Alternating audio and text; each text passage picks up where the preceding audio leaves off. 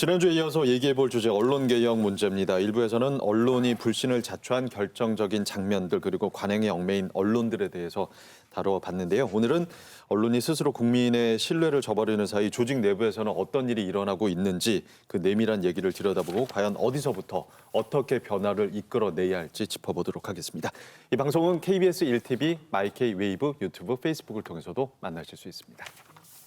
지난 시간 짚어본 언론의 불신을 조장하는 사례 중 하나가 바로 권력 감시에 소홀한 것이었죠. 특히 기자들이 이른바 기레기라는 오명을 뒤집어 쓴 세월호 참사 당시 KBS는 정권의 시녀라고 불리며 여론의 문매를 맞았습니다. 이정현 전 청와대 홍보수석이 세월호 참사 보도와 관련해서 김시곤 KBS 전 보도국장에게 압력을 가한 통화 내용이 폭로됐기 때문인데요. 해경을 비판한 KBS 보도에 소리 높여 항의하고 보도 내용을 바꿔달라, 편집해서 빼달라, 이렇게 요구하는 이정현 전 수석의 음성이 적나라하게 공개가 됐습니다. 위급 상황에 6분을 낭비했습니다. 방송 이런 식으로 약간 해경 지금 말만 오면은 어떻게 하겠냐고요. 아니 선배, 솔직히 우리만큼 많이 도와준 데가 어디 있습니까, 솔직히. 극적으로 좀 도와주십시오. 극적으로. 민간업체인 언딘의 우선 잠수를 위해 해군 정예 잠수요원들 투입을 막았다는. 아예 그냥 다른 걸로 대체를 좀 해주든지. 내 힘으로 하시는 데까지 내가 참 해볼게 내가. 필요면 또 대장이 KBS로 오늘 봤네. 한 번만 도와주시오. 재난 주관 방송사인 KBS의 대형 참사 보도에 정권이 개입한 모습 어떻게 좀 보셨습니까? 이런 보도들 다 챙겨 보셨죠? 예. 예, 기억이 나는데 그때 사실은 굉장히 사람들이 황당해했던 게 이거를 교통사고인 것처럼 그런 뉘앙스로 보도가 나갔어요.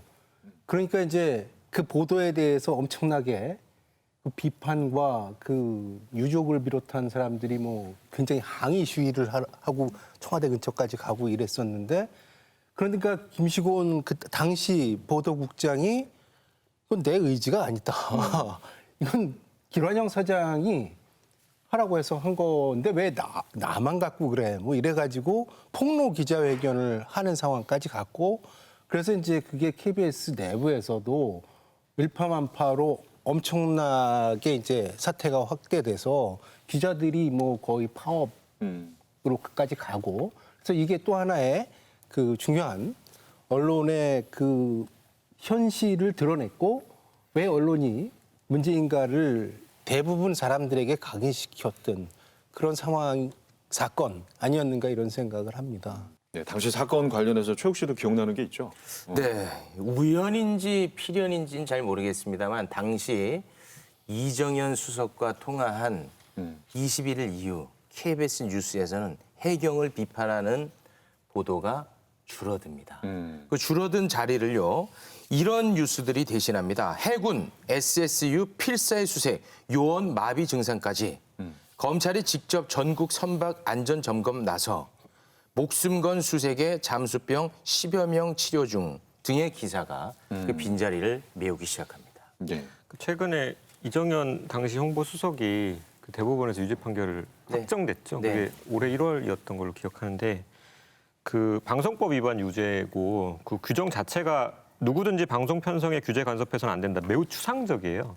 그러니까 이 법이 실제로 작동을 해서 유죄 판결이 받은 첫 사례라고 하는데 이렇게 추상적이다 보니까 적용하기가 되게 힘들거든요. 근데 그러한 추상적인 규정에조차 걸려들 수밖에 없는 노골적인 사실 개입 행동을 한 것이고 시사저널에서 보도한 거 보니까 이정현 수석이 그 유죄 확정되고 나서 그런 말을 했더라고요. 처음 처벌받는 사건이라는 사실은 그만큼 관련 법 조항의 보완점도 적지 않다는 점을 의미한다. 국회에서 관련 법 점검이 필요하다. 그러니까 법이 문제가 있는 것처럼 얘기를 했는데 그게 아니라 신박하다. 예, 그러니까 이 법이 웬만하면 적용되기 어려운 법인데 그만큼 노골적인 개입 행위를 했다라는 점을 좀 인식했으면 좋겠고 또 하나는 사실 이 정도로 노골적인 개입 행위는 받아주는 사람이 준비가 되어 있지 않으면 하기 힘듭니다.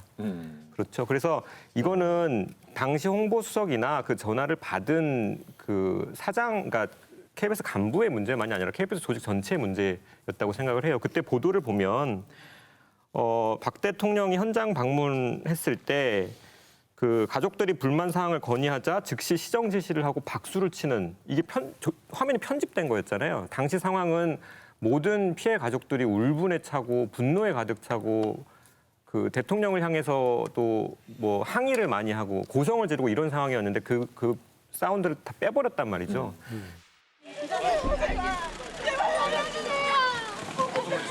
박근혜 대통령이 들어서자 가족들의 오열이 더 커집니다. 불만을 표시하면서 격렬하게 항의했습니다. 여러분들하고 얘기한 게 지켜지지 않으면 여기 있는 분들 다 책임지고 물러나야 됩니다. 가족들은 박수로 호응했습니다. 누구보다도 이 가족분들이 들으셔야 되지 않겠습니까? 그러니까 그런 상황이 있었기 때문에 이런 노골적인 개입이 가능했다라는 점을 KBS 내부에서 계속 알고 있었으면 좋겠어요. 그러니까 언론과 권력이 유착한 게 아니라요. 좋게 말하면 굴복한 거고 나쁘게 말하면 부역한 사례라고 저는 보여집니다. 왜냐하면 제대로 된 진실을 보여줘야 될 공영방송이 거의 자발적 수준으로 내용 자체에 대한 가이드라인은 없었거든요. 근데 내용을 전부 다 아주 순화해서 보도했다고도 할 수 있겠고 또 게다가 또 길환영 사장 같은 경우는 어떤 점에서 또 공천 신청도 하고 정치인으로서 길 발판을 마련하는 사태가 되기도 했었습니다. 결국은 방송을 공익을 위해서 사용한 게 아니라 사익을 위해서 사용했다라고까지 저는 보여진 사태라고 여겨지고요. 그러니까 물론 개인의 정치적 신념 가질 수 있습니다. 김시곤, 길환영 두 사람 다 가질 수 있어요. 하지만 그들이 언론인일 때 그리고 게이트키핑 역할을 하는 어떤 사람일 때는 그 문제가 달라진다는 겁니다. 개인의 신념이라든가 개인의 어떤 정치적 이념에 따라서 어떤 사건을 재해석하기 시작한다면 누가 언론을 믿겠습니까? 그 사람의 개인적 사념을 사익을 통해서 방영되는 보도일 뿐인데요. 그래서 결론적으로 공영방송 몰락의 시초가 됐다라고 할 수 있겠고 시청자의 언론에 대한 불신감이라는 게 이 사건을 토대로 거의 되돌릴 수 없는 수준으로까지 타락합니다. 그래서 KBS 방송문화연구소의 여론조사에 의하면 46%가 언론 불신에 커진 가장 아주 극적인 사건으로 바로 이 사건 그리고 언론과 권력의 유착 사건으로서 이 사건을 들고 있는 그런 현실입니다. 이게 주는 시사점들이 굉장히 많았지 않습니까? 과거에 김시곤 보도국장이 보여주던 일종의 그 스탠스가 있었기 때문에 사실은 KBS 내부 구성원들도 그분이 이런 폭로를 한다는 것 사실 자체에 대해 되게 놀라는 분들이 많았고 그다음에 그분의 항변 중에 하나가 어느 정도 좀 웬만큼 해야지 좀 너무하는 거 아니냐 이런 거였잖아요. 그 사장이 다 시켜서 했는데 왜 자기는 다 빠지고 나한테 모든 걸 다 덮어 씌우느냐 이런 불만도 제기를 하셨고 그런데 말입니다. 지금 생각을 해보면 당시에 이제 KBS 내부 구성원들이 그분의 어떤 그 폭로 내용에 대해서는 다들 공감하시고 분노를 했단 말입니다. 그리고 국민들께 나중에 사과도 하시고 그랬었는데 그때 그 내용이 뭐였어요? 그러니까 권력이 주문을 하는 대로 언론이 그렇게 일종의 요청에 순응해서 따라줬다라는 거였잖아요. 그리고 다들 말씀하신 것처럼 그렇게 얘기를 해도 받아주는 구조가 있었으니까 해준 거였고 근데 지금 검찰하고의 관계에서 보이는 모습을 보면 거기서도 분명히 이런 방향으로 써달라고 유도를 하는 것이고 그런 속셈을 못 읽을 리가 없거든요. 계속 거기를 취재를 해왔던 분들이. 근데 그거는 그냥 무비판적으로 계속 전달을 하는 역할에 머무르고 있거든요. 근데 그거는 본인은 평기자 내지는 그냥 뭐 일진 기자 내지는 반장 정도에 불과한 사람이니까 그거는 괜찮고 보도국장이 청와대 홍보수석으로부터 전화를 받는 거는 엄청난 범죄고 그걸 그렇게만 생각해야 하는 것인가. 물론 이제 편성의 자유나 이런 것들을 방송법을 침해한 부분하고는 조금 취재 과정에서 약간 다른 문제지만 기본적으로 비판의식이 없이 뭔가 권력을 가진 쪽의 주문을 그냥 무비판적으로 수용해서 전달하는 거에 머물고 있다. 이런 점에 대해서는 과연 이분들이 이 사태를 거치면서 반성을 했나 하는 질문을 던져보게 됩니다. 그분들이 반성은 안 했을 것 같고요. 문제는 물줄기로 마사지하고 여기서 세월호 교통사고로 가는 이 과정이 KBS가 철저하게 무너지는 과정이에요. 신뢰도나 영향력이나 모든 게 그전까지 압도적으로 영향력과 신뢰도 1위를 유지해 왔던 방송사였거든요.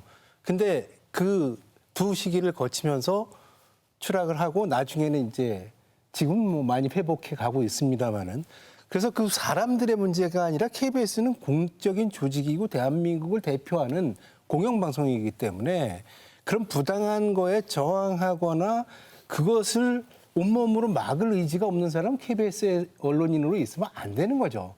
국민들한테 부끄럽잖아요. 수신료 내는 국민들에게.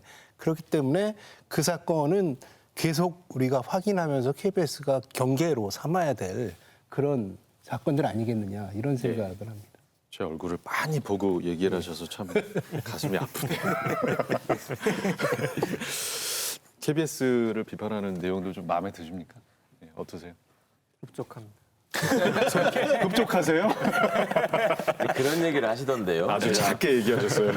왜 이게 이렇게 고쳐지질 않느냐라고 물어봤더니 그 방송사 특히 이제 기자들 사이에서 이상한 분위기가 형성이 돼 있다고 들었습니다. 그러니까 과거에 권력의 주문에 따라서 기사를 생산해 오던 사람들이 엄연히 눈앞에 있으니까 그거를 이제 저는 이제 그 10년에 가까운 세월을 보면서 그때 이제 막 입사했거나 아니면은 조금 막내 기자로 있었던 분들이 아, 선배들의 저런 모습을 보면서 뭔가 자신을 돌아보고 앞으로 나중에 내가 저 위치에 가면은 어떻게 해야 할까를 생각하셨을 줄 알았어요. 네. 근데 그 생각을 안 하시진 않은 것 같아요. 얘기를 들어보니까. 근데 어떻게 하냐고 그랬더니 어떤 기사를 써왔는데 기사가 굉장히 편향적으로 돼 있다는 거죠. 그러면 이제 게이트키핑을 하는 데스크나 이런 사람들이 이거는 조금 기사로서 완성도가 떨어지니까 이 부분을 더 취재를 해봐라고 얘기를 한다거나 아니면 네 시각이 이런 점에서 문제가 있으니 이런 점도 고려를 해봐라라거나 이렇게 얘기를 하면 바로 그냥 아니 선배가 왜 이거를 여기에다가 이렇게 손을 대려고 합니까? 그럼 뭐 선배가 친문이라서 그렇죠? 친정부 기자라서 그렇죠? 뭐 이런 식으로 하면서 이런 거 하지 말자고 우리가 그동안에 고생했던 거 아니에요? 이제 이거를 아까 이제 옳고 그름의 문제를 완전히 떠나서 그냥 이건 당신 입장이 그런 것이고 예전에는 그 입장이 그런 거 니나 옛날이나 똑같은 거 아니냐 이렇게 받아들이고 있다라는 거예요. 그래서 그 얘기를 하는 그 선배 기자들도 그걸 어떻게 얘기를 하다 보면은 후배하고 논쟁이 되는데 이 사람들이 납득을 안 한다. 그러니까 모든 것을 다 내 마음대로 하는 거다라는 생각에 의외로 많이 경도돼 있다라는 얘기들을 하더라고요. 그리고 과거에 그 언론 이제 공영방송의 정상화나 언론의 자유를 부르짖으면서 그 불이익을 받았던 많은 선배 기자들이 있잖아요. 그분들이 뭔가 얘기를 하면은 저 사람이 과거의 경험으로부터 뭔가 우리한테 방향성을 제시해주는 의견으로 그걸 듣는 게 아니라 당신은 그때 당해가지고 한이 맺힌 사람이니까 특정한 성향을 갖고 있잖아. 그 얘기를 나한테 얘기하는 것도 역시 또 다른 성향으로 유도하는 거야. 이런 말씀을 하신다고 하더라고요. 사실 방금 말씀하신 게 노무현 대통령에게 많이 얘기됐던 외상 후 스트레스 장애와 같은 언론에 대한 불신이라는 주설부 사설도 있었죠. PTS적인 반응이다. 비슷한 거라고 저는 보여져요. 그러니까 어떤 점에서 동일선상에 놓을 수 있는 것과 놓지 않아야 될 것을 같이 놓는 겁니다. 그러니까 일종의 부정하고 부패한 권력에 좀 한편으로는 굴복했다라는 게 여러 가지 객관적 정황으로 확인되고 있지 않습니까? 가령 용산 참사 같은 경우에도 바깥에 신너를 뿌린다라는 이런 것들이 연출이 되고 한편으로는 그것이 그대로 보도를 탄 게 KBS 뉴스였어요. 어떤 점에서 과거 이제 종이신문에서 어떤 정파적인 이념을 내세우고 그것에 대해서 지원 사격을 하는 게 방송 언론이었다면 그 당시 용산 참사 이후부터는 뭐냐면 이미지를 제공함으로 인해서 가해자와 피해자를 뒤바꾸고 한편으로는 진실과 왜곡된 사실을 뒤바꾸는 현상까지도 일어나서 그때 당시에 일종의 그 철거 반대에 나섰던 대개의 그 철거민들이 가해자로 바뀐 사건들이 바로 KBS 보도를 통해서 실현이 됐습니다. 이런 것처럼 눈앞에서 확인할 수 있었던 옳고 그름의 문제가 분명히 있음에도 불구하고 단순히 상하관계에 있어서의 그 권력 구조가 여전히 문제다라고 얘기하는 거는 한편으로 정말로 추구해야 될 진실의 문제를 작은 권력관계 문제로 호도해서 결국 우리가 진실을 놓치고 있는 것은 아닌가. 저는 그게 조국 정국이라 보는데 모두가 다 달려들어서 하나의 사실만을 말할 때 정말 기자라면 위험을 감수하고라도 다른 가능성을 열어 보여줘야 되는 게 기자의 의무라고 저는 생각해요. 그런데 그때 어떤 언론에서 다른 방향의 기사를 실어주었고 게이트키퍼로서 윗사람들이건 아랫사람들이건 누가 했던가. 저는 전혀 그런 기사를 발견하지 못했기 때문에 그 부분에 있어서는 다른 의견을 옳고 그름은 여기 좀 다른 겁니다. 다른 의견을 얘기하지 못하는 기자라면 단순히 나는 일종의 권력에 저항하는 소위 말하는 선배로부터의 권력으로부터 저항하는 기자다라고 말할 수 있을지 저는 잘 모르겠습니다. 네. 자, 그리고 세월호 참사뿐만 아니라 심지어 언론들이 권력 앞에 알아서 고개를 숙이는 경우도 있었습니다. 2016년 7월 21일 뉴스타파가 삼성 이건희 성매매 의혹 그룹 차원 개입이라는 단독 보도로 이건희 회장이 수년 동안 젊은 여성들과 성행위를 한 정황이 담긴 영상을 공개해 성매매 의혹을 제기했었죠. 뉴스타파의 보도 직후에 경향신문 한겨레도 이 내용을 보도했습니다. 그런데 며칠 후에 보도된 KBS 심층 리포트는 결이 조금 달랐어요. 성매매 의혹을 규명하자고 시작을 했는데 몰래카메라는 불법이다. 불법 촬영을 보도하는 행위는 수사해야 한다. 이렇게 마무리를 짓고 있습니다. 이거는 어떻게 좀 해석을 해야 됩니까? 예, 당시에 그 이건희 회장이 KBS라는 필터만 지나가면 신분 세탁이 됩니다. 그 비판의 대상이었던 이건희 회장이 몰카 범죄 피해자가 딱 되는 거예요. 저는 이거를 표백 저널리즘이라 부르겠습니다. 표백 저널리즘. 네. 야, 오늘 또 한 건 했습니다. 네. 최 교수님 어떻게 보셨어요? 그 사건에 있어서 미묘하긴 한데요. 근데 다른 그 오마이뉴스나 고발뉴스나 뭐 이런 데서 이제 그거에 대해서 비판을 하긴 했어요. KBS 보도에 대해서. 근데 이거에 있어서는 KBS 보도가 완전히 이제 잘못됐느냐의 문제를 떠나서 그런 문제 제기를 할 수는 있어요. 그러나 그게 충분히 보도가 된 연후에 이런 문제도 있을 수 있다라는 거였다면 그건 뭐 납득할 수 있는 부분이 있는데 거두절미하고 이렇게 갔다라는 것은 예컨대 차라리 보도를 안 했으면 책임질 일도 없어요. 이거에 대해서. 근데 중불나게 보도를 했잖아요. 근데 바꿨어요. 틀을. 그 피해자 프레임으로. 이거는 굉장히 의도적인 개입을 통해서 그 사건의 흐름을 바꾸려고 한 거기 때문에 굉장히 자기적이고 공영방송으로서는 해서는 안 될 그런 일 아니었는가. 그래서 이거 보도를 했던 기자가 자기 반성을 한 그런 얘기도 나왔다고 알려져 있지 않습니까? 그러니까 이것이 의미하는 바는 그때 보도국이 어떤 상황이었는가. 그리고 그거를 양식이 있고 상식이 있고 노련한 선배 기자들은 안 하고 이거 신참시킨 거 아니에요. 네가 이거 해라. 그러니까 어느 상황이었는지 짐작할 수 있다는 거죠. 네. 관련 보도 최강욱 당선자께서도 보셨죠?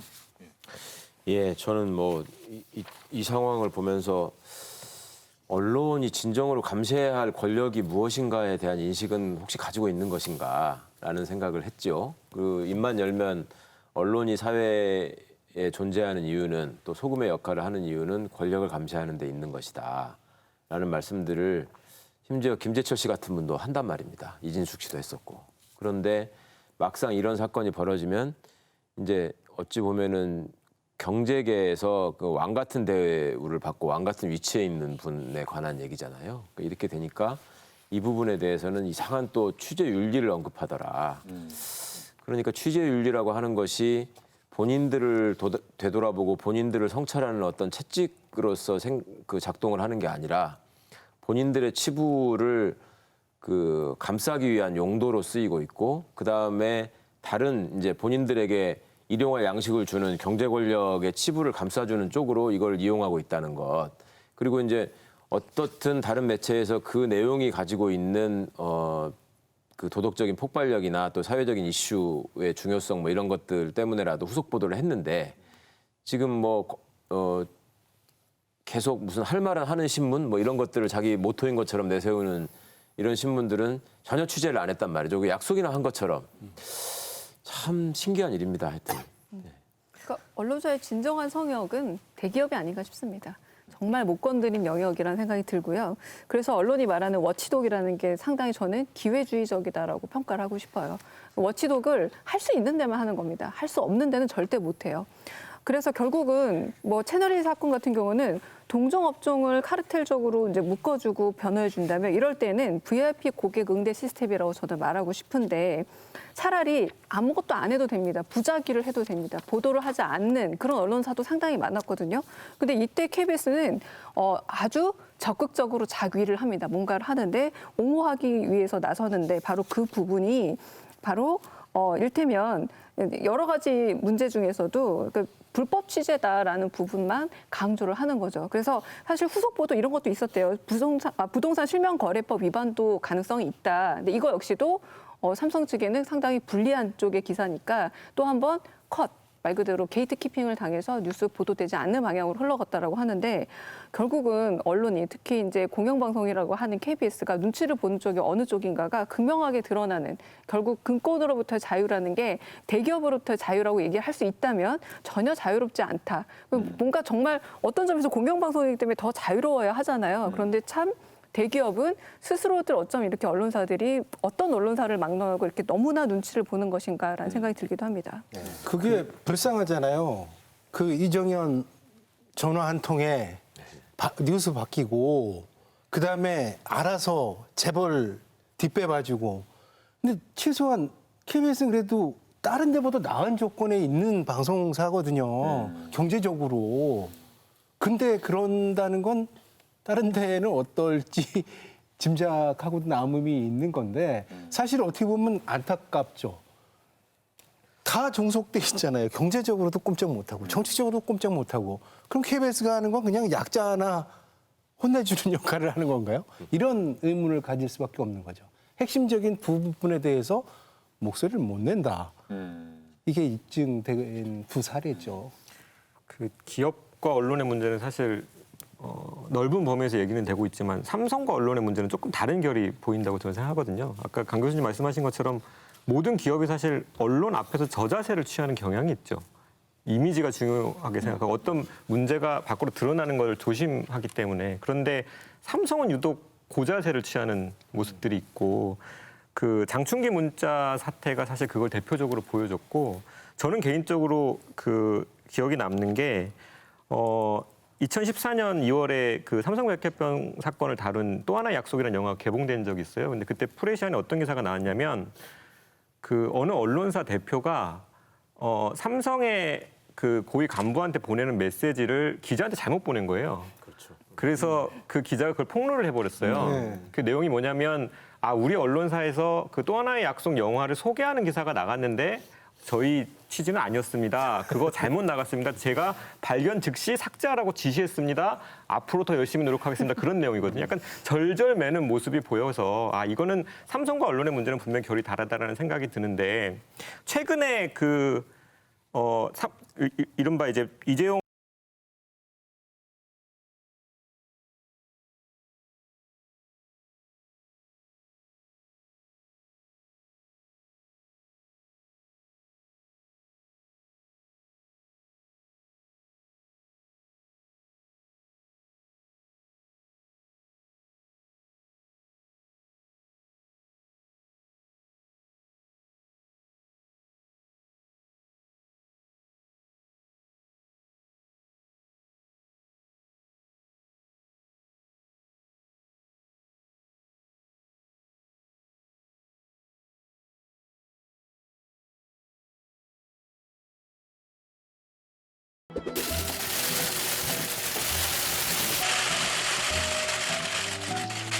독립성과 자율성을 생명으로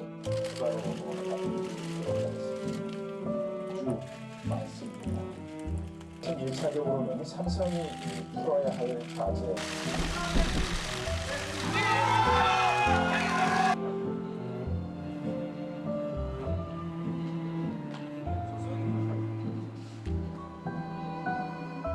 네, 삼성전자 이재용 회장입니다.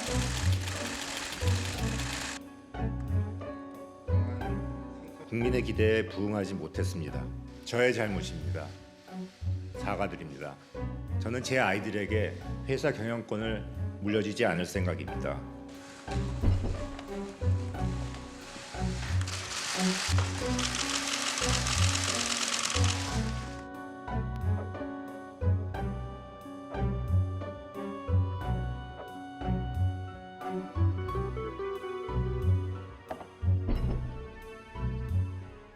삼성이 아니었으면 저렇게까지 할까? 가령 재판장이 처음에 그랬어요. 준법 감시 조직이 필요하다라는 언급을 법정에서 하죠. 그러면서 단서를 달았어요. 이것은 재판 결과와 무관하다. 재판 결과와는 영향이 없는 것이다.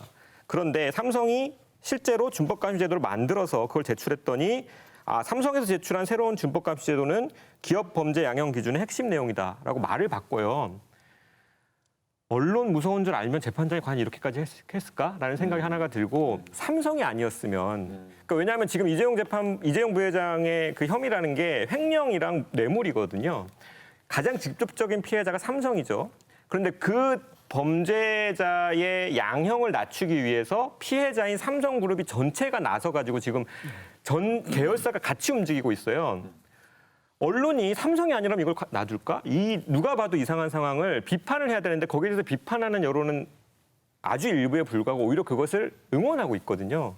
그래서 오늘이 아니죠. 6일에 이재용 부회장이 사실 준법감시위가 권고한 사과를 한 거죠. 근데 그거에 앞서서 한국경제는 이런 기사도 나옵니다. 이재용의 잔인한 5월 사과의 정석 재현할까. 근데 여기서 말하는 사과의 정석은 메르스 사태 때 삼성병원이 잘못한 게 굉장히 많잖아요. 그때 했던 이재용 대표의 사과가 정석이라는 거예요.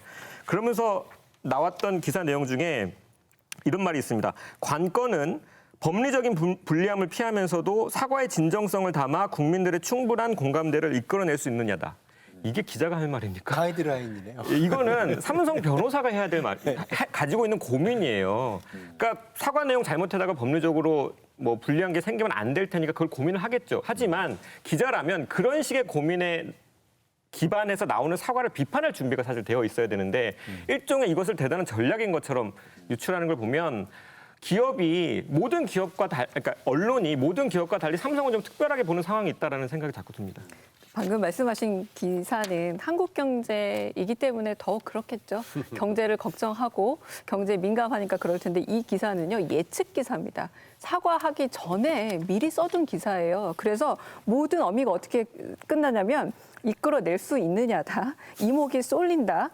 시작됐다라고 해서 결과에 대한 어떤 분석이나 맥락의 제공이 아니고 전부 다 예측하고 있는데 그나마도 전에서 왜 사과하지 싶은 거예요. 근데 그것도 역시 뭉뚱그려 놓고 있습니다. 이재용 부회장에게 경영권 승계 의혹과 노조 문제 등에 대한 반성을 담은 대국민 사과를 권고했다. 너무 뭉뚱그려져 있잖아요. 이 두 말에 다 뭉뚱그려 있는 겁니다. 이 자체가 뭐냐면 사과를 구체적으로 할수록 훨씬 더 불리하다라는 거를 언론사가 먼저 알고 그 부분에 대해서 먼저 실드를 쳐주고 장애물을 만들어주는 거예요. 언론이 해야 될 역할이 정말로 감시를 해야 되고 어떤 부분에서 해석을 해야 된다면 여기는 감시도 해석도 없고 예측과 변호만이 아주 범람하고 있는. 저는 결국엔 언론이 가져야 될 기본적인 요건도 갖추지 못한 저널리즘의 기본 원칙도 지키지 못한 기사가 이런 기사가 아닌가라는 생각이 듭니다. 삼성 관련해서는 더 심각한 거 있죠. 예. 그러니까 언론이 삼성의 눈치 보는 걸 넘어서서 기자 본인이 삼성 직원인 줄 아는 그런 사례가 있었습니다. 아까 저희가 다뤘던 이건희 회장의 성매매 의혹 보도는 이제 뉴스타파가 최초로 보도했는데 그 보도 한참 전에 이 영상 제보자가 YTN에 먼저 찾아갔는데 그때 YTN의 간부 기자가 얼른 삼성에 일러줍니다. 이런 일이 지금 벌어지고 있다고. 그러니까 본인이 삼성 직원이 아니고서야 굳이 이렇게 할 이유가 전혀 없거든요. 그런데 이 간부가 당시 영상 제보자와 나눈 통화가 있는데 후배 기자들이 나를 삼성맨으로 알 수 있으니까 입단속을 하는 부분이 있어요. 그 부분을 보면서 정말 가슴이 너무 아팠습니다. 그러니까 당선자께서 아주 씁쓸하게 그냥 웃고만 계시는데, 예. 그러니까 언론을 이렇게 매체라고 하잖아요.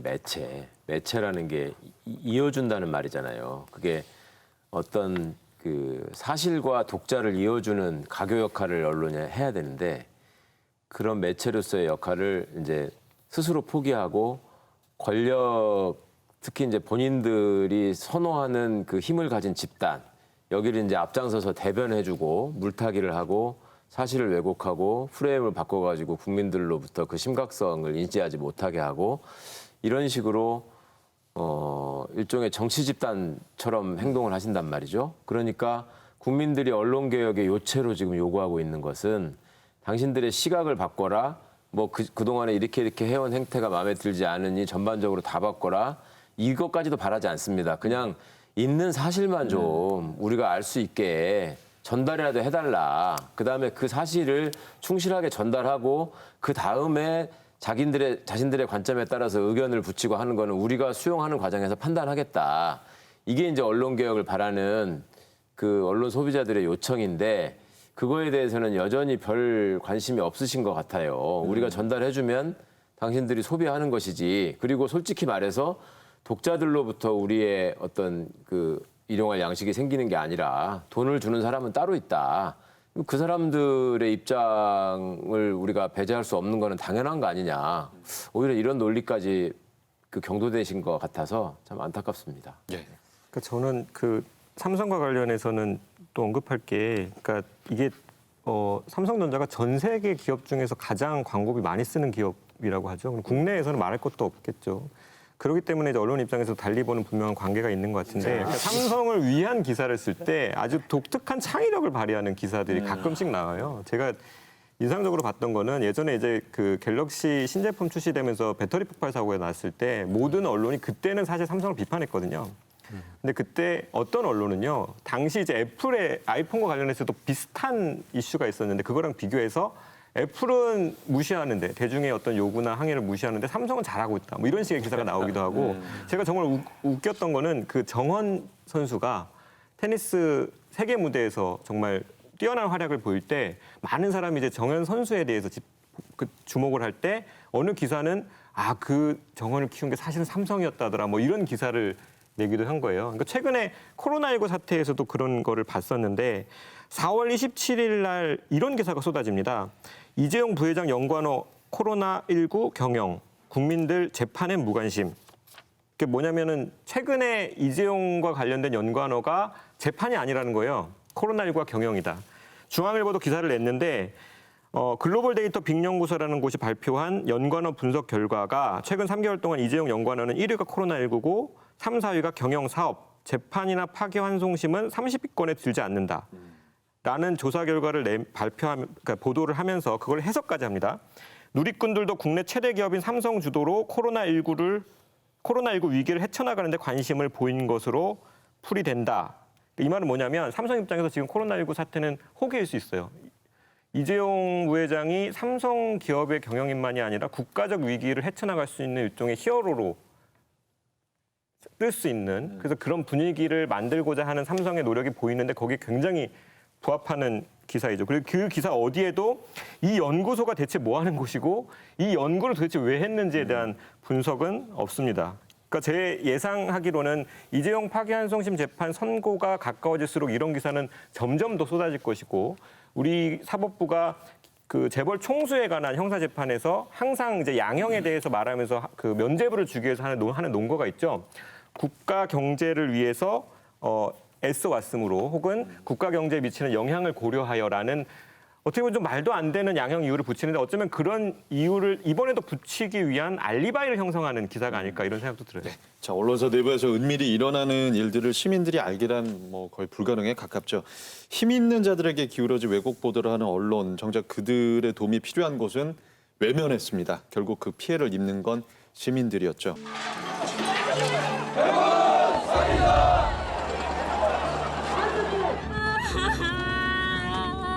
그때 77일간 옥새 파업 상황을 보면 뭐 실시간으로 전쟁 일어난 것처럼 생방송으로 뭐 24시간 계속 나왔잖아요. 맨날 며칠을. 노동자들이 새총 쏘는 모습, 뭐 아니면 뭐 화염병 던지는 모습, 이런 것들만 부각시켰어요. 저희는 어느 순간 그 빨갱이로 돼 있고, 빨갱이라고 그래서 이 지역에서는 누구도 하나 뭐 허드렛 일 시키려고 하질 않았어요. 결국에 그것을 못 견뎌서 돌아가신 분들이 33명이나 발생이 된 거잖아요.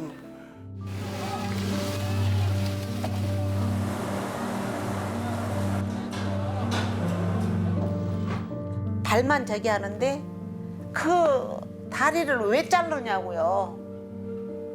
에? 뭐 부러진 것도 아니고 아주 정확하게 잘려져 있어요. 정확하게. 그게 어떻게 하재삽니까? 생각 한번 해보세요, 기자님들도. 더도 말고 덜도 말고 내가 인터뷰한 대로만 보도 좀 해더라. 그렇게 사정을 하면서도 했는데도 그게 보도가 안 되고. 정부 출입 기자들 그분들이 뭐 거기서 보도한 대로만 그냥 하고 뭐 문제점을 제기하거나 의문점이 있는 걸 갖다가 뭐 보도하거나 취재한 게 없었던 것 같아요. 서울대라는 명문 대학에서 그런 연구를 진행했을 때는 실험이 좀 엉터리 같다. 우리 피해자들은 피해가 있는데 왜 거기에서는 그렇게 뭔가 이렇게 나온 게 없는가. 언론에서도 그런 걸 계속 파고들고 그랬어야 되는데. 단원고 학생이 전원 구조됐다는 소식. 전원이 구조됐다는. 지금도 잃어버리지 않아요.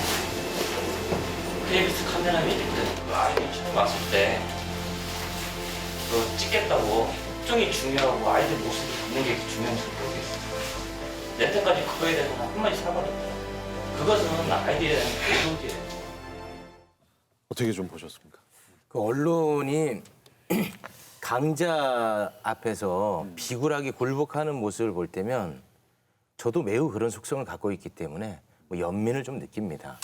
그런데 보면은 사회적 약자, 피해자들을 악마화하는 일이 너무 많아요, 실제로. 그런 거 볼 때는 정말 분노하지 않을 수 없죠. 너무 끔찍합니다, 진짜. 이게 왜 그렇다고 보십니까? 언론만 접해서 어떤 사안을 보시는 분들한테 보이는 조금 안타까운 관점이나 이럴 게 뭐가 있냐면 노동자들이 농성을 하시는 경우가 많이 있잖아요. 그리고 파업을 하는 과정에서 이제 구호를 외치고 노래를 부르고 이러는 과정이 있으시고 또 이제 조금 더 심각한 상황이 되면 이제 고공농성이라고 해가지고 막내에 올라가시고 이제 이런 일들이 있잖아요. 그러면 그거를 보도하는 과정에서 이분들이 왜 그런 모습을 취하고 왜 그런 선택을 하는가에 대한 이 성찰적인 보도가 없다 보니까 그러니까 그분들이 그렇게 그런 어려운 선택을 하시는 이유는 내 목소리를 좀 들어달라. 우리의 이야기를 좀 세상에 알려달라. 이런 게 제일 큰 거잖아요. 내가 알리고 싶다. 그러면 그거를 알리고 나서 그다음에 그 알려야 하는 주장이나 사실관계에 문제점이 있다면 그거는 비판하셔도 되겠죠. 그런데 일단은 저거 봐라. 저렇게 과격한 거 봐라. 왜 맨날 무슨 일만 있으면 저렇게 모여가지고 맨날 악쓰면서 앉아가지고 노래 부르고 앉아있냐. 그리고 왜 밥이나 그냥 집에서 먹으면서라도 다니지 왜 저기 올라가가지고 단식하고 저렇게 뜨거운데 무슨 저렇게 가진 고생을 다 하면서까지 얼마나 독한 사람들이냐. 이런 식의 이미지를 형성을 시키는 거예요. 그래가지고 당사자들한테 정말 씻을 수 없는 상처를 남기게 되고 그 뒤에 또 이 부분을 다시 조명하는 어떤 사과하는 모습이나 이런 것들도 일체 없고 저는 개인적으로 쌍용차 사태와 관련한 언론 보도 중에 나중에 어떤 사실을 알고 정말 가슴이 아팠던 게 아이가 거기 이제 그 가족들이나 이런 분들이 심리치료를 받고 정신적인 충격을 받으신 분들이 굉장히 많잖아요. 근데 그 와중에 이제 어떤 엄마 한 분이 그런 말씀을 하시더라고요. 아이가 아침에 일어나면은 총을 찾는다는 거예요. 총을. 장난감 총을 찾아가지고 왜 그러냐 그러면 저 아빠를 괴롭히는 사람들을 내가 지킨다. 그 학교도 못 간 아이가 그 앞에서 회사 앞에서 엄마랑 같이 그 장면을 본 거 아니에요. 근데 왜 우리 언론은 저런 거에 관심이 없었을까? 정말 지금 생각해도 너무 안타깝습니다. 제가 시민단체 활동을 하고 이제 인권운동이라는 걸 하면서 사실은 그 인권 침해를 직접 당한 피해자분들을 많이 만나게 되는데 가장 안타깝게 느껴지는 순간이 뭐냐면 그분들이 무력감에 빠져 있다는 생각이 들 때예요. 그러니까 직접 당한 가해도 굉장히 심각한데요. 그거에 맞서서 싸울 힘을 얻기도 사실 되게 힘들어요. 바로 잡아보겠다, 나서보겠다, 이 마음을 못 갖는 거예요. 왜 그럴까요? 직접적인 가해는 물론 특정 개인이나 단체가 했죠. 하지만 그 무력감은 언론이 만듭니다. 직접적으로 언론이 사실 만드는 거죠. 그러니까 우리 사회의 언론이 특히나 이제 사회적 약자, 소수자, 그다음에 뭐 노동자 이런 분들에게 어떤 메시지를 계속 준다고 생각이 드냐면 니네들이 아무리 애써봐라 세상 바뀌나? 그런 메시지를 저는 계속 준다고 생각을 해요. 특히 노동자한테 그러는데요. 싸우는 노동자들 언젠가부터 언론한테 기대감이 굉장히 낮아요. 자기 편 들어달라고 절대 말하지 않습니다. 다만 반칙은 하지 말아달라고 얘기하는 거예요. 허위 사실은 얘기하지 말라. 저쪽 편 드는 거 알지만 그래도 우리가 하지 않은 말을 한 것처럼 말은 하지 말아달라. 최소한 한 번 우리 목소리 싫어는 달라. 비판해도 좋다. 싫어는 달라. 이런 얘기하고 있거든요. 저는 방금 VCR 보면서 든 생각이 많은 분들이 멸시나 분노를 얘기하는 것이 아니라 무력감과 서운함을 얘기하고 계시다는 걸 제가 좀 목격할 수 있습니다. 무슨 말이냐면 그럼에도 불구하고 언론이 공공의 영역에 담론을 제시할 수 있기 때문에 그래서 언론이 이렇게 해서는 안 된다라고 서운함을 지금 표시하고 계시는 거예요. 그렇게 하면 안 된다고 얘기할 때. 그렇다면 언론은 무엇을 해야 되는가라는 얘기를 생각할 수밖에 없는데 지금 사실을 왜곡하지 않고 그 정의까지 바라지는 않는다는 겁니다. 지금 언론에 가장 요구하는 게 뭐냐면 팩트라는 말, 팩트 체커라는 말, 팩트 체크라는 게 왜 중요해지느냐?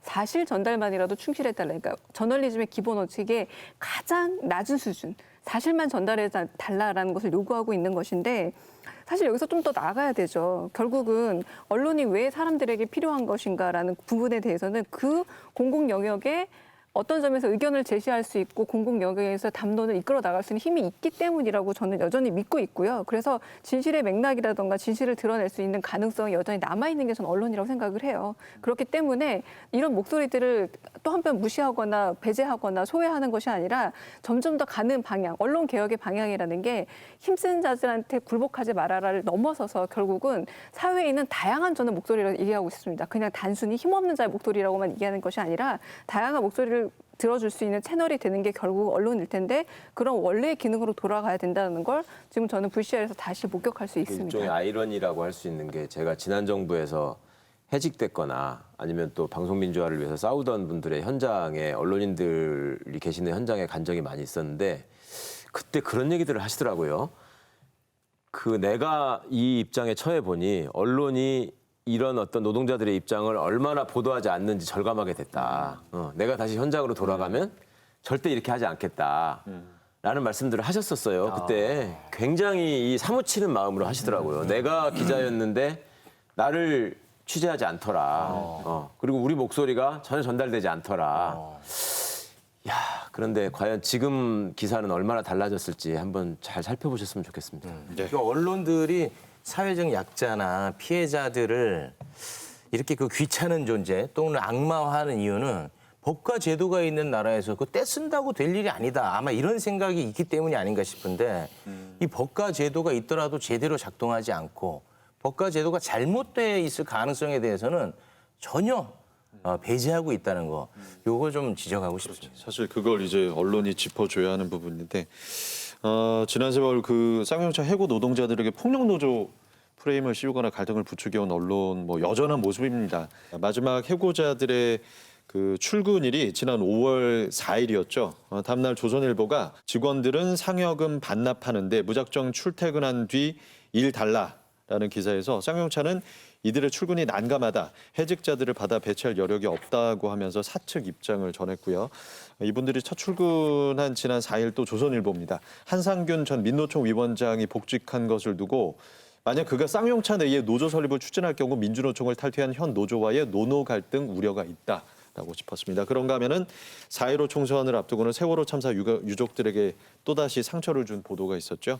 차명진 전 미래통합당 후보가 TV토론회에서 얘기한 세월호 유족들에 대한 유언비어를 일부 매체가 아무런 경각심 없이 전한 건데요. 이들은 이 사건을 세월호 땡땡 막말로 규정을 하고 일제히 헤드라인으로 사용을 했습니다. 한 정치인이 사용한 혐오 표현을 여과 없이 따옴표 보도한 언론 좀 어떻게 보셨습니까? 차명진 전 의원 같은 경우에는 세월호 막말을 신념처럼 계속 해대고 있지 않습니까? 그런데 이번에 이것을 다룬 보도를 보면 차명진이나 그 막말 자체에 관심을 갖기보다는 세월호, 텐트 이런 거를 조금 더 부각하지 않나 그런 생각을 해봅니다. 그러니까 따옴표만 치면은 모든 것을 용서받을 수 있다라는 생각들을 하시나 봐요. 실제로 진짜 그거는 어쩔 수 없는 상황에서 직접 인용이 필요할 때 따옴표를 치시는 게 아니라 어떤 자신들의 입장에 구미가 당기는 어떤 발언들을 소개하고 싶은데 저널리즘의 원칙에 입각해 볼 때는 조금 이상하게 보일 때 그럴 때 따옴표를 치고 빠져나가는 수법을 쓰시지 않나 싶던데요. 그러니까 어떤 분이 그런 얘기를 하시더라고. 누가 어떤 얘기를 하면 그 얘기가 일단 맞는 얘기인지를 확인해야 되고 그다음에 그런 말씀이 어떤 맥락에서 우리 사회에 던지는 의미가 있는 것인가를 식별해 주는 것이 이제 언론의 역할인데 그냥 무작정 이렇게 봐가지고 좀 자극적이고 소재가 될 만하다 싶으면 그냥 전달해 놓고 나중에 이제 이게 허위로 밝혀지거나 문제가 되면은 아니 그 사람이 그런 주장을 했다는 건 사실 아니냐. 그건 나는 사실에 입각한 보도를 한 거다. 이런 말씀을 하신다는 거예요. 그때 되면 또 그 사람을 비판해요. 그러고 나서는 저 사람이 잘못이다. 네네. 근데 진짜 교수님 그렇게 가르치시나요? 그것도 사실이라 하시니까. 아, 그게 사실 메카시즘이 그거잖아요. 네. 그냥 메카시 얘기를 계속 전한 거거든요. 사실 뭐 더 이론적으로 보면 악의 평범성이라는 게 뭡니까? 성찰 없는 자기 일을 성찰 없이 반성 없이 하다 보면 그게 어떤 결과를 갖고 올지 전혀 자기는 모르고 책임도 안 지는데 엄청난 사람이 죽을 수도 있는 상황을 만들 수도 있는 건데요. 지금 우리 언론도 이제 그런 측면도 있고요. 얼마 전에 졸업한 친구가 졸업식 때 이런 얘기를 하더라고요. 언론사에 가면 절대로 안 된다는 사실을 알려주신 교수님들께 감사드린다. 이게 신박한 졸업생의 얘기였는데 역설적이게도 우리가 너무 언론에 문제가 많으니까 문제만 얘기했구나라는 반성을 좀 했죠. 언론이 그렇다고 전혀 희망이 없다라고 생각하지는 않고 사실 우리가 개혁을 얘기하는 것도 언론사 안에서 끊임없이 싸우면서 언론다운 언론을 하기 위해서 애쓰는 사람들도 되게 많거든요. 그 사람들에게 희망이 만들어져야 되거든요. 내가 앞으로 이렇게도 버티면서 언론인을 할 수 있다라는 그런 측면에서도 이제 우리가 언론 개혁을 좀 더 구체적으로 얘기하면서 희망 만들기를 해야 될 것 같아요. 저는 교수님 말씀 듣고 사실 되게 반가운 게 저도 이 사태 놓고는 사실 악의 평범성이라는 말을 떠올렸거든요.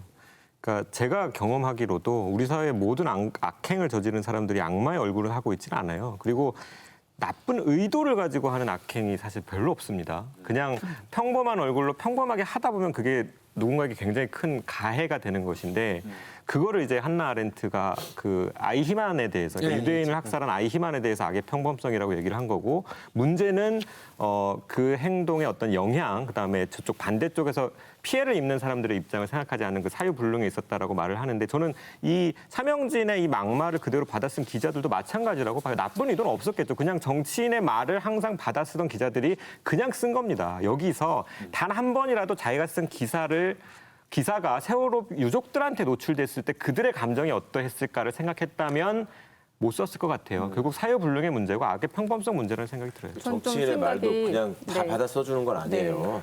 제가 얘기하면 안 한 말도 한 것처럼 해서 쓰던데.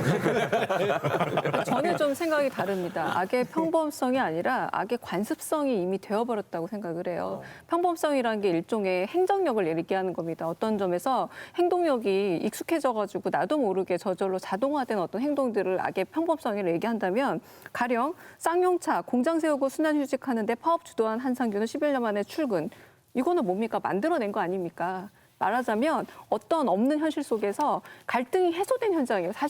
사실로 말하자면. 그런데 새로운 갈등을 창출하고 있습니다. 이게 어떻게 악의 평범성입니까? 악을 만들고 있는 거라고 저는 생각하고 있고요. 그래서 악의 평범성이라는 거는 어떤 특정 기간 자행되는 일종의 뭐 독재주의 안에서 어떤 행정력 안에서는 말할 수 있겠지만 언론이 지금 자행하고 있는 아주 오래 묵은 거의 100년이 넘은 권력의 남용에 대해서는 악의 평범성으로 좀 두둔해주고 싶진 않아요. 이미 어느 정도 관습이 됐다는 생각이 들고 그런 부분에서 세월호 같은 경우도 지금은 피해자가 아니라 가해자의 이름을 오히려 명시해야 되는 상황입니다. 그래서 세월호 어쩌고 저쩌고라고 하면서 그 뒤에 붙일 게 아니라 바로 차명진 막말이라고 해서 차명진을 더 강조해야 되는데 대개의 언론 보도 행태들은 뭐였냐면 그 사람 했던 말만 따옴표하고 사람은 좀 가려버렸어요. 그런데 선거 국면이라서 이게 사람의 말이었던 게 더 부각이 됐던 거지. 그렇지 않을 경우에는 따옴표 안에 내용만 남는다는 거죠. 이거 역시도 저는 어떤 점에서 더 장사가 되고 더 눈길을 끄는 것들의 관습화가 되어버렸기 때문에 이미 악에 대해서 스스로 자정 능력을 갖지 않았다면 악의 평범성이란 말로 저는 절대 변호될 수 없다라고 생각합니다. 예. 자, 그렇다면 언론 보도로 상처 입고 피해를 입은 분들이 원하는 언론은 어떤 모습일까요?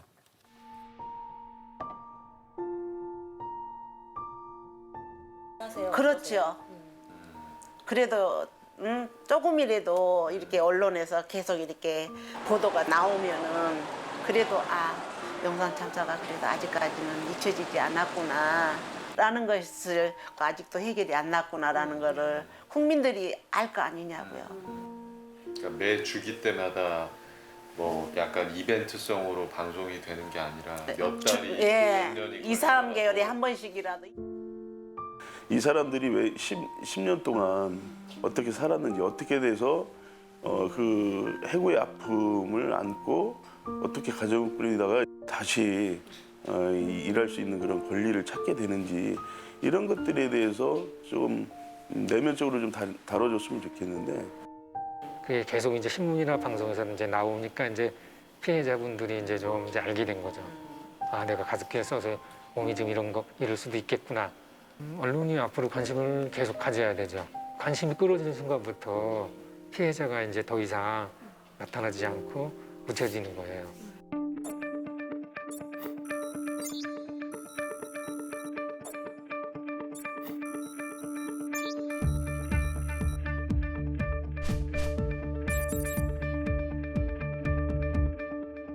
자, 가습기 살균제 사례에서 보여지듯이 언론이 그토록 욕을 먹고 또 개혁을 요구받는 것도 언론이 결국은 없어져서는 안 될, 그래도 국민에게 필요한 존재이기 때문일 텐데, 언론의 존재 이유 어디서부터 좀 찾아야 되겠습니까?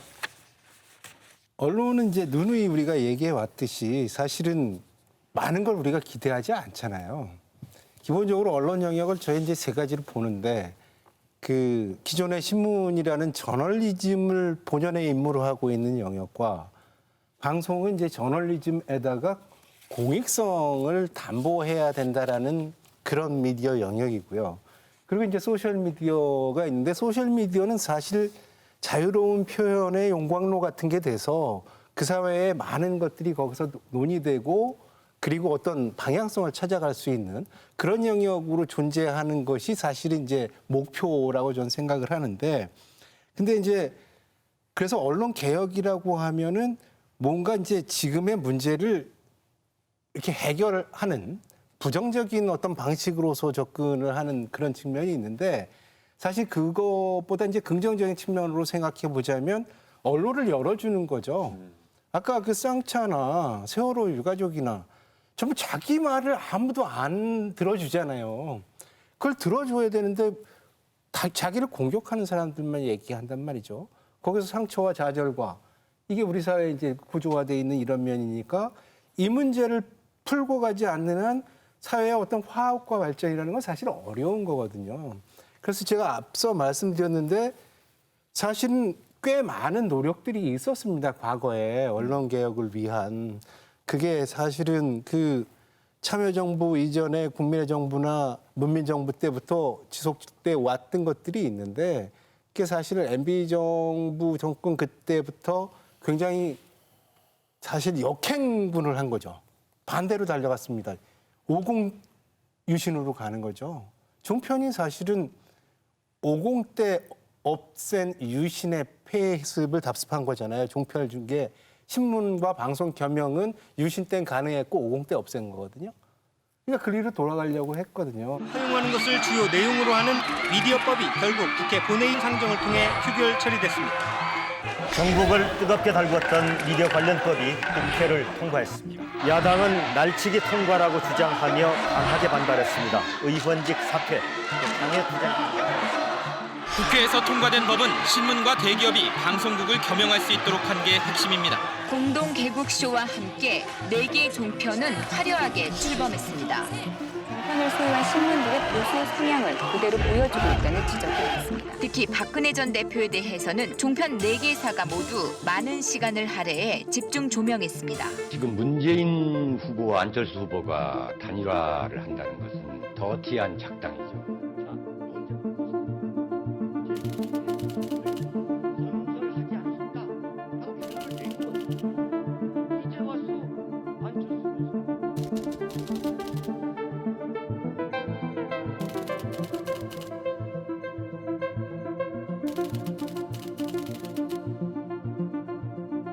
돈 때문이 아니냐 이런 시각도 많았고요. 단식 농성의 그런 진정성을 의심하게 하는 부분이 많았기 때문에 김영호 씨가 과연 어떤 태도로 지금 단식을 하고 있고 이 세월호 사태 어떻게 이용하려고 하는 것인지 거기에 대한 어떤 국민적인 반감 그런 것들이 모든 영역에 대해서 이제 그 가진 자의 입장에서 언론이 작용하도록 강제하고 시스템을 만들려고 했던 거니까 지금 일단 그 폐해를 충분히 우리가 얘기를 했기 때문에 그걸 어떻게 좀 복원시킬 것이냐. 이게 이제 개혁 과제인 것이고 그건 다양한 방향으로 얘기가 될 수 있다고 봅니다. 저는 그 삼성백혈병 문제를 계속 관여를 하면서 그 우리나라 이제 언론 문제의 가장 상징적인 현장으로 기억이 되는 게 2010년 4월이에요. 그때가 그 삼성백혈병 피해자셨던 이제 고 박지연님이 돌아가시면서 반올림 투쟁이 굉장히 좀 크게 됐었고 또 그때 뭐 방송에서 언론에서 좀 보도를 하면서 이게 이슈가 되니까 삼성전자가 첫 번째 대응을 한 게 뭐냐면 공장을 공개한 거였어요. 그 기자들을 불러가지고 일종의 투어를 시킨 거였거든요. 그래서 그때 이제 어떤 기사가 나왔냐면 서울경제 기사 제목이 이렇습니다. 클린룸엔 티끌도 못 들어가게 통제한다. 조선일보는 1입방 피트당 1마이크론의 먼지가 있다며 백혈병 유발 물질을 찾는 건 불가능하다. 뭐 이런 그때 당시에 이제 출입했던 기자가 이제 경제부 기자들이 많았어요. 그러니까 반도체 공정에 대해서 잘 알지 못했을 것이고 그다음에 공장이라는 것도 처음 들어간 데가 삼성의 일종의 이제 투어를 시켜주니까 그걸 쭉 돌아본 다음에 거기에 대해서 기사를 쓴 건데 사실 피해자들 입장에서는 굉장히 무력했고 화가 많이 났죠. 그런데 또 한편에서는 어떤 기사가 나왔냐면 경향신문입니다. 작업장 안전 짧은 공개 실체 파악 한계. 그다음에 한겨레는 그 이벤트에 맞추어서 전직 반도체 엔지니어의 인터뷰를 실었어요. 그래서 백혈병 발병, 삼성 해명은 거짓말 이런 기사를 썼거든요. 또 하나는 이런 식의 언론 문제를 종합적으로 다룬 미디어오늘 기사가 있어요. 제가 지금 그걸 읽고 있는데 그러다 보니까 피해자들 입장에서도 양가 감정이 들 수밖에 없는 거예요. 언론 때문에 사실 하지 못한 것도 있고 입은 피해도 있지만 언론 덕분에 할 수 있었고 가져왔던 성과도 분명히 있습니다. 그래서 저는 우리 사회가 언론을 한 통속으로 묶어서 매도하는 것은 굉장히 경계해야 된다고 생각을 하고 실제로 언론의 존재 이유를 계속 증명해내고 있는 언론이 있기 때문에 그 언론들을 찾아서 주목하는 것도 필요하다는 생각이 듭니다. 잠깐 한마디만 하고 싶은데요.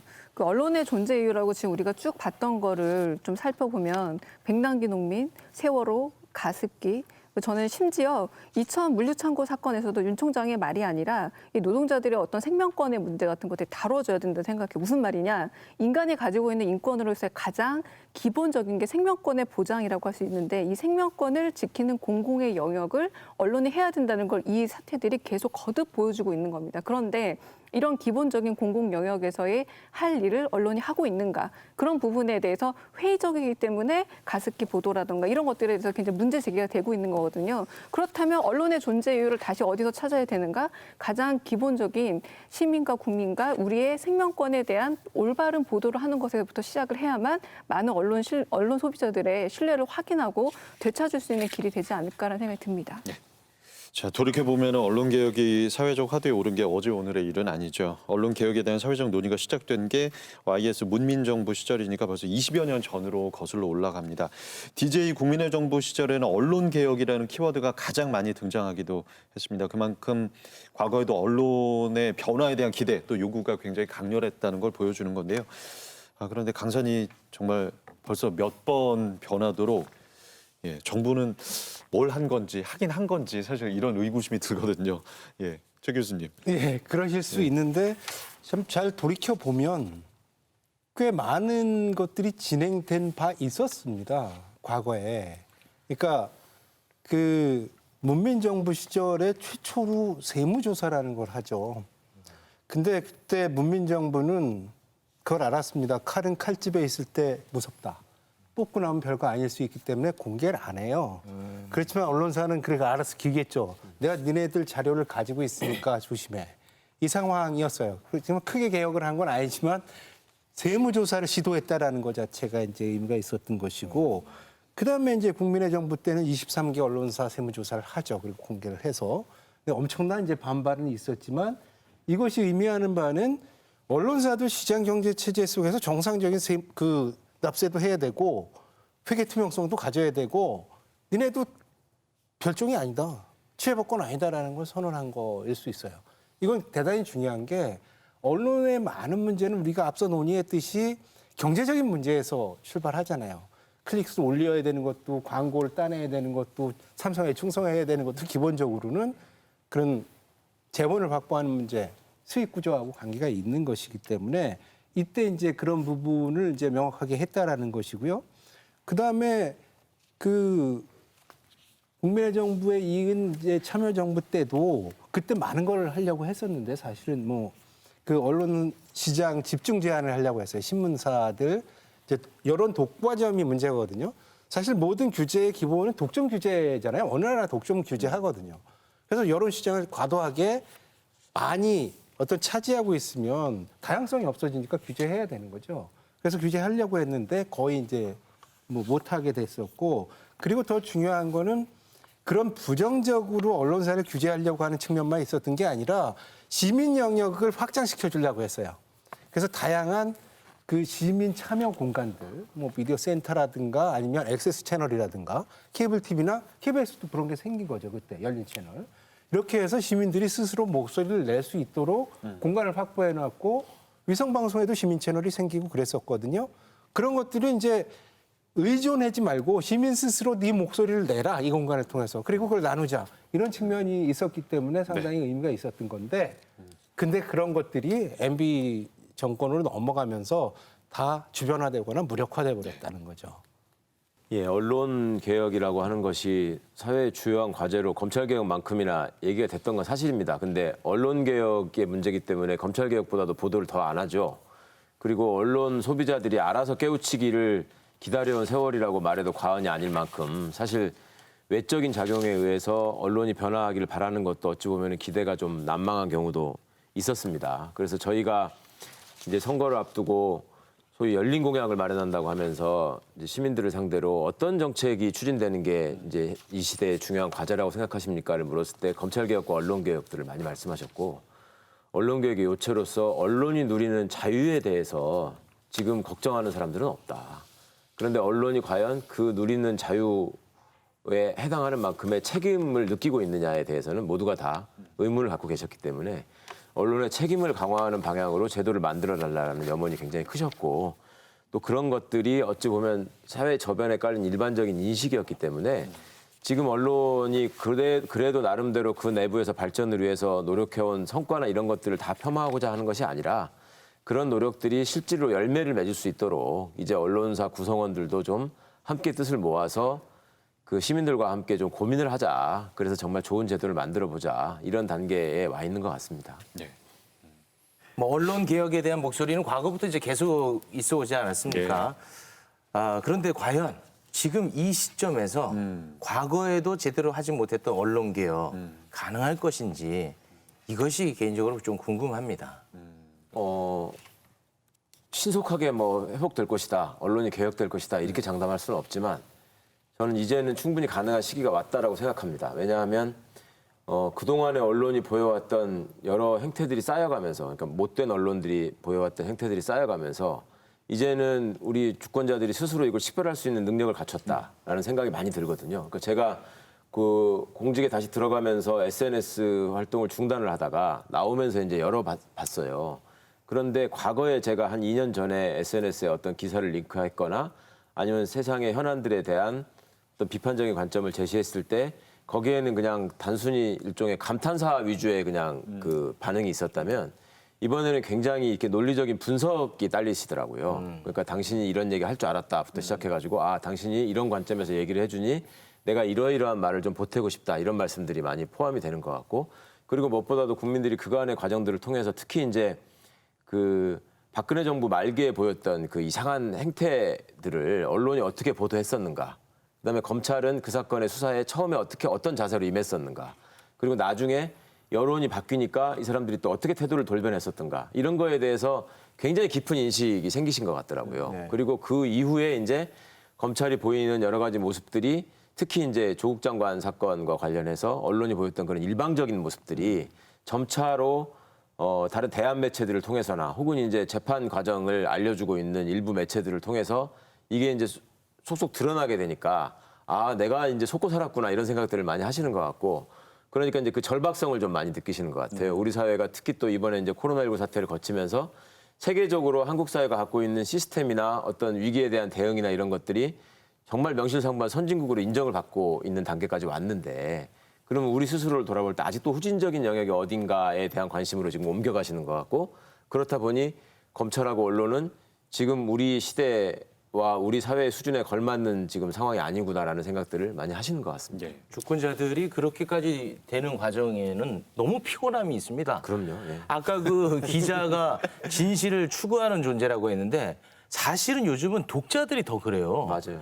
여러 가지 기사를 다 봐야 되고 진실을 쫓아가기 위해서 너무 피곤해졌어요. 그러니까 외신을 인용한 보도가 있으면 그 외신을 찾아가시잖아요. 네. 그래가지고 그걸 번역해서 올리시잖아요. 직접. 힘듭니다. 그게 그래서 지금이 이제 적기라고 봐야 되는 이유는요. 뭐 여러 가지를 볼 수 있는데 사실 언론 개혁을 어떤 구체적인 액션을 통해서 바꾸는 것만 개혁이라고 생각하시는데 그게 아닐 수 있어요. 부당한 개입을 안 하는 것도 개혁입니다. 공영방송 인사에 개입 안 해야 되는 건데 한 게 언론의 폐해잖아요. 네. 안 하니까 지금 방송이 좋아지면 이게 개혁 아닙니까? 온라인이나 이쪽 마찬가지입니다. 그러니까 일베 이후에 그리고 미네르바 구속 이후에 그쪽이 굉장히 그 사이버 테러 방지법까지 엄청나게 핍박을 받거든요. 그리고 아고라는 붕괴됐고 근데 그런 쪽에 개입을 안 하고 프라이버시나 개인 표현의 자유를 침해하지 않으면 그쪽이 살아나서 자정 기능이 생기는 거거든요. 그러니까 그런 행위를 안 함으로 해서 일종의 회복된 힘들이 기득권 언론에 대해서 대응하기 시작한 측면이 분명히 있거든요. 근데 이제 최 당선인 계시니까 그런데 입법상 미비점들을 보완할 점들도 있는데 촛불을 통해서 자기 효능감을 가졌던 우리 국민들이 이제는 언론개혁에 대해서도 확실한 효능감이 있는 것 같아요. 어떤 요구를 하면 그거에 대해서 예컨대 국민신문고에서 답도 해주고 그러니까 선거를 통해서 정치체제도 바꿔주고 그러니까 이런 상황들이 이어져 왔으니까 지금 조금 더 밀고 가서 개혁을 할 수 있는 가장 좋은 기회라고 저는 생각한다는 겁니다. 2000년대 초반에 제가 언론 관련 시민운동을 할 때 그때 구호가 이제 언론이 바뀌어야 나라가 산다 뭐 이런 게 있었어요. 이제 언론 운동을 하는 입장에서는 사실 굉장히 간절한 구호였는데 그게 일반 시민들한테 잘 와닿지 않는다라는 느낌을 사실 가졌었거든요. 왜냐하면 언론이 문제가 있다라는 생각을 할 수는 있을지언정 그게 나의 삶과 관련돼 있다라는 생각을 잘 못하는 거예요. 그리고 언론이 소소하게 반칙을 하는 집단일 수 있을지언정 그것이 하나의 거대한 권력 집단으로 우리 사회에 작용을 한다 이런 생각도 잘 못하셨던 것 같은데 저도 잘 못했고요. 그런데 이미 우리 사회가 많은 언론 참사를 겪으면서 이제 국민들은 언론도 하나의 분명한 권력 집단이고 그것이 나의 삶을 바꿀 수도 있다라는 생각을 한다. 그래서 사실은 선거를 앞두고 후보들도 언론 개혁을 사실 공약으로 거는 이유가 그러한 국민들의 의식을 반영하기 때문이라는 생각이 하나가 있고 그리고 저는 사실은 이게 지금 이제 언론 개혁이 가능하다고 느끼는 또 하나의 이유가 뭐냐면 언론 그 문제가 있는 언론들이 계속 과거의 문제에 머물러 있어요. 그러니까 뭐냐면은 시대를 못 따라갑니다. 바꾸기가 어쩌면 그 문제점을 짚어내기가 대중들의 인식 수준에서 굉장히 쉬운 거예요. 그러니까 코로나19 사태가 터지면 코로나19가 사태가 터져도 기승전 정파성. 뭐 엠번방 사건이 터져도 기승전 전파성. 그래서 결국은 모든 사안을 자신의 정파적인 이해관계를 위해서 돌려버린단 말이죠. 근데 그러한 수법이 과거에는 통했을지 몰라도 지금은 사람도 많이 지쳐 있고요. 뻔하게 알고 있는 수를 계속 쓰고 있기 때문에 어쩌면 지금은 과거보다는 좀 용이하지 않을까라는 생각을 합니다. 저는 언론 개혁의 필요성을 모르는 유일한 집단이 언론이라는 생각을 합니다. 언론만 모르고 있어요. 모든 사람들이 다 동의하고 있고 이 언론 개혁은 투쟁이나 싸움이 아닙니다. 뭐냐면 원래 상식적 수준의 저널리즘의 복귀, 회복입니다. 싸우자는 게 아니에요. 그런데 그걸 싸움으로 오해하고 계속해서 갈등의 양상으로 그리고 한편으로 부정편향적인 이것은 우리를 말하자면 말살하려는 정책이다. 혹은 말살하려는 움직임이다. 라고 얘기하고 있는 건 언론밖에 없습니다. 바로 여기에 가장 큰 차이가 있다는 거죠. 과거에만 하더라도 이걸 싸움으로 오해했어요. 권력을 가진 사람이 내 마음에 안 드는 언론사가 있어? 그래서 한번 싸워보자. 그렇게 오해했던 분들도 계신다면 지금은 전혀 그런 상태가 아니라고 보여지고요. 저는 이번 총선이 되게 의미 있는 총선이라고 봅니다. 왜냐하면 플레이어로 개입했거든요. 보수 언론들이. 개입했는데 실패했습니다. 여기서 깨달아야 되는 거는 패배한 정당만이 아닙니다. 바로 언론이 더 이상 이제는 우리가 엘리트 집단으로서 어떤 점에서 원하는 권력을 양산할 수 있는 기능을 잃어버렸을 수도 있다라는 이 기본적인 반성이 있어야 되는데 반성을 하고 있지 않거든요. 여기서부터 시작돼야죠. 우리 사회에 있어서 어젠다 세팅이라는 게 과연 당신 할 수 있느냐, 할 수 없다면 그냥 아주 원칙적인 저널리즘으로 되돌아가야 한다. 교과서부터 다시 시작하자. 이렇게 돌아가야 된다고 생각합니다. 네. 그 확실히 그 기자 생활하기 불편한 세상이 된 것 같아요.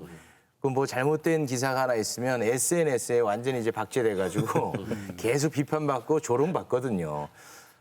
그런데 정치인들은 사실 기자들 앞에서 의릴 수밖에 없다. 이런 얘기를 제가 많이 들었는데 우리 최강욱 당선인은 이제 들어간 지 얼마 안 돼서 입문자라 그런지 잘 몰라서 그런 건지 아니면 저 의욕이 앞서서 그런 건지 얼마 전에 기자들을 혼내는 그 영상이 온라인상에서 엄청나게 화제가 됐어요. 왜냐? 정치인들은 그런 모습을 보여준다는 것을 우리는 상상도 못했거든요. 아주 못 모르고 하신 거겠죠? 당선인이라. 팩트를 잘못 전달하신 것 같은데 혼내지 않았어요. 설명을 해드렸지. 언제 제가 혼냈습니까? 온라인상에서는 참교육 현장 이렇게 그렇죠. 나오죠. 참교육은 그게 혼내는 겁니까? 제대로 된 설명을 해드린 건데 예전에요 있잖아요. 제가 방문진 이사를 할 때 그런 얘기를 들었어요. 그때도 이제 선거가 있었거든요. 지금 20년에 선거를 했잖아요. 2016년 선거가 있지 않았습니까? 그리고 2012년 선거도 있었잖아요. 그때 2012년 선거가 지나갈 때 그런 얘기를 했다 그래요. MBC의 경영진이 선거 때가 다가오면 우리가 갑이 된다. 그러니까 별로 걱정하지 않는다. 그러니까 2012년을 이렇게 생각해 보시면 그때가 이제 그 공영방송의 어떤 폐해가 막 너무 심각해지고 이 공영방송이 이대로 둬서는 안 된다는 여론이 막 일어날 때고 그다음에 2012년에 그 MB 정권이 선거에서 질 것이다라는 견해가 꽤 있었어요. 그런데 총선 결과 아슬아슬하게 다시 이제 저쪽이 이겼었는데 여튼 하여튼 그 과정에서 그분들이 했다는 말씀을 제가 전해 듣고 언론이 정치인들을 바라보는 생각이 이런 거였구나라는 거를 그때 절감을 한 때가 있었거든요. 근데 그때가 언제 벌써 한참 지났고 그다음에 제가 이제 어디 가서도 또 정치인이라는 소리를 들으면 지금도 낯선 입장이긴 한데 저를 이제 걱정해 주시는 분들이 우리 최욱 씨처럼 많은데 정치하면서 제일 두려워해야 될 상대가 검찰하고 언론인데 그거를 개혁하겠다고 나서니 아무리 네가 하룻강아지라도 그거는 조금 조심해야 되는 거 아니냐. 그다음에 이 말이 너무 과격하다. 그러니까 좀 이렇게 그러다가 부러진다. 휘어져야 될 때도 있는 것이다라는 말씀을 하시는데 저를 예전부터 보셨던 분들은 어떻게 말씀을 하시냐면 그 평소에 네가 하던 말인데 이제 정치인이 되니까 그렇게 말하면 안 된다라는 말씀을 또 하시는 거예요. 그러니까 국민들이 왜 그런 말씀을 하시잖아요. 이 정치판에 들어가게 되면 사람이 변한다라는 말씀을 하시는 게 저처럼 이제 이런 여러 가지 주변의 얘기들을 들으면서 사람이 이렇게 변화하는 것 같아요. 그런 얘기들을 들으면서 그분들이 나쁜 마음으로 하는 게 아니라는 걸 알거든. 그러니까 스스로 이거 이렇게 하면 안 되는 건가? 이런 생각을 자기 검열을 자기도 모르게 하게 되는 거예요.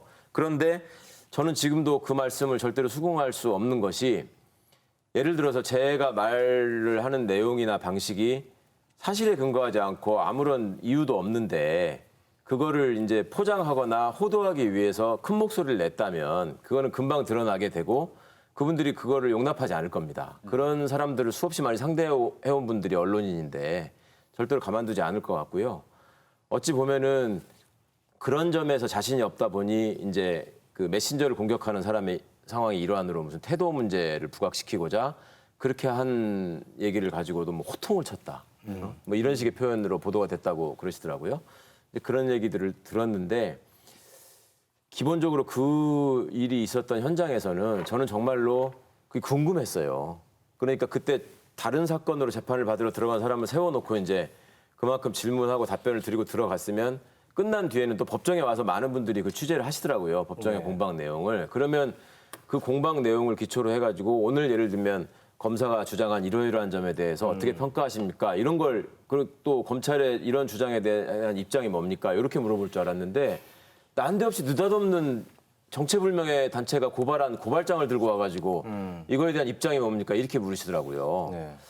저는 그거는 진짜 의외였어요. 이분들이 왜 이걸 물으실까?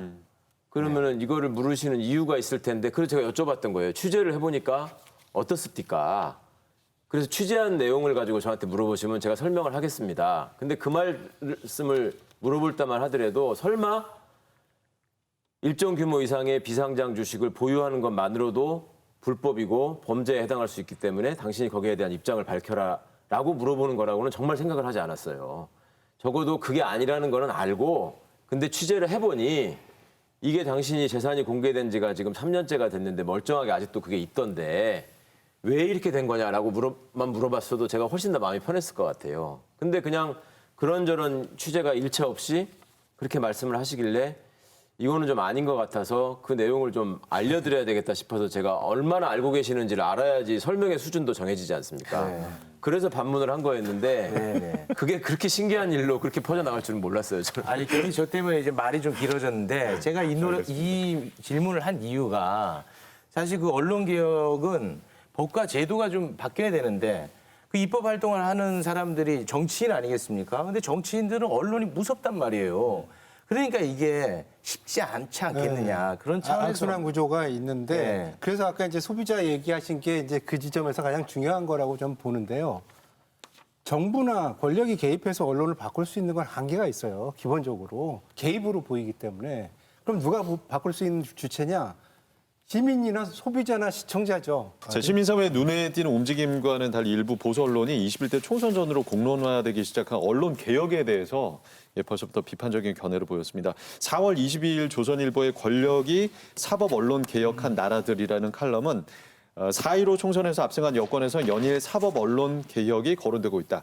공영방송 등 상당수 언론은 정권의 응원단 노릇을 하고 있다. 권력이 아니라 비판 언론을 비판한다고 전했고요. 4월 27일 중앙일보의 비판 언론 억압하는 언론 개혁은 알 권리 위축시킨다는 제목의 칼럼은 정부 여당이 미디어의 공적 책무를 강화하는 규정을 통해 비판 언론을 제어하려 할 것이라고 짚었습니다.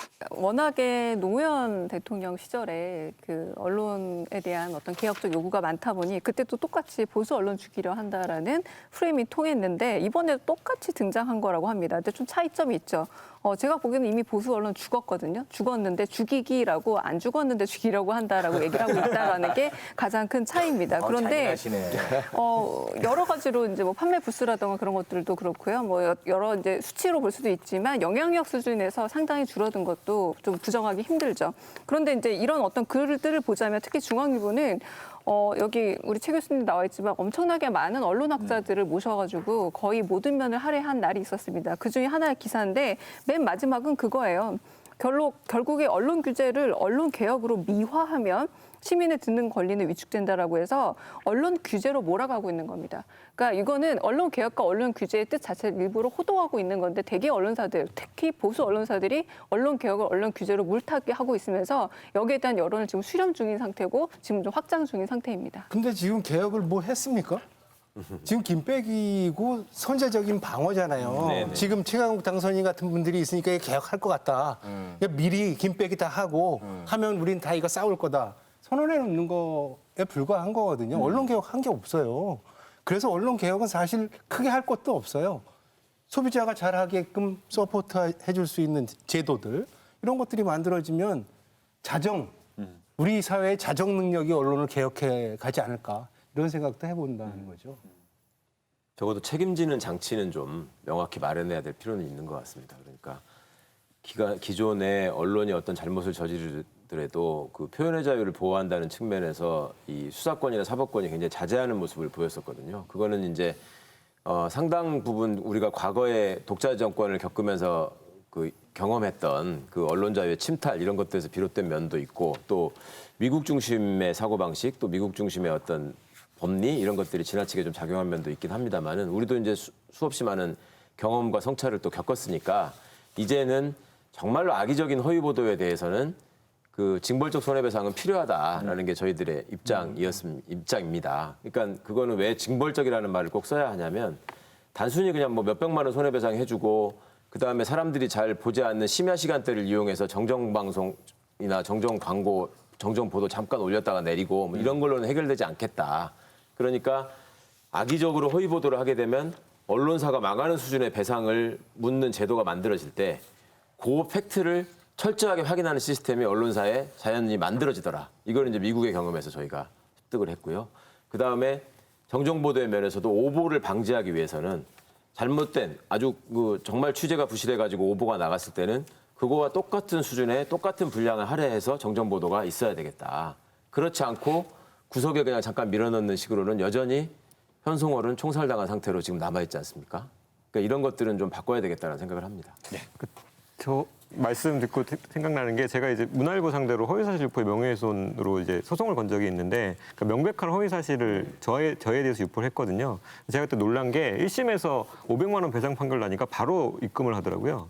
그 뭐냐면 문화일보는 그게 걸리면 문제가 된다는 걸 알았던 거예요. 그리고 문제가 돼봤자 뭐 몇백만 원 수준이니까 그냥 돈 내고 치워버리는 거죠. 그래서 저는 사실은 이 징벌적 손해배상이라는 게 언론 문제에서 필요하다라는 생각을 저도 하는 게, 그러니까 우리나라가 이제 언론 문제에서 가장 고질적으로 삼는 게 지독한 정파성이잖아요. 근데 그 정파성을 제도적으로 바꿀 수는 없다고 봐요. 그냥 정파성을 넘는, 그러니까 선을 넘는 허위나 지독한 왜곡인데 그거에 대해서는 좀 강하게 책임을 묻는 제도가 필요하지 않을까라는 생각 저도 하고 있습니다. 자, 노무현 정부 당시 그 언론중재법, 뭐 독점신문 규제하는 방안이 담긴 신문법 개정 등 언론 개혁을 가장 적극적으로 추진을 했었죠. 2004년 10월 20일 그 언론관계법을 포함한 4대 입법과제를 국회에 제출한 다음 날이죠. 조선일보가 이 총리 조선 동아가 내 소나귀에 속뜻은이라는 기사에서 언론사의 시장 점유율 제한은 조선 동아의 영향력을 축소하는 것이며 경영정보 자료를 요구하는 법안은 비판 언론 발가벗기기라고 짚었습니다. 이 가장 그 반발이 거셌던 건 정부 부처의 기자실 통폐합이 아닐까 싶습니다. 2007년 5월 22일이죠. 정부 중앙부처의 브리핑실과 기사 송고실을 세 곳으로 통폐합하는 취재 지원 선진화 방안이 확정이 되자 이 언론들이 다음 날 일면을 통해서 일제히 이 언론을 억압하는 처사라며 강하게 반발했습니다. 권력과 언론의 유착 관계를 완전히 끊는다는 것입니다. 아주 원칙대로 해나갈 생각입니다.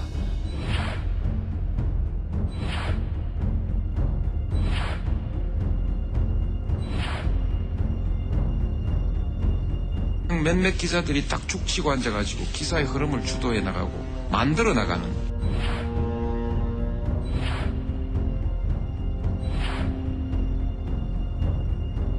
가장 보람이 있는 정책이 무엇이냐고 물으면 언론 정책, 언론 대응이라고 그렇게 말할 것입니다. 언론은 본래의 자리로 돌아와야 합니다. 국민의 편에서 국민의 권리와 이익을 대변하는 시민의 권력이 되어야 합니다. 약자의 권력이 되어야 합니다.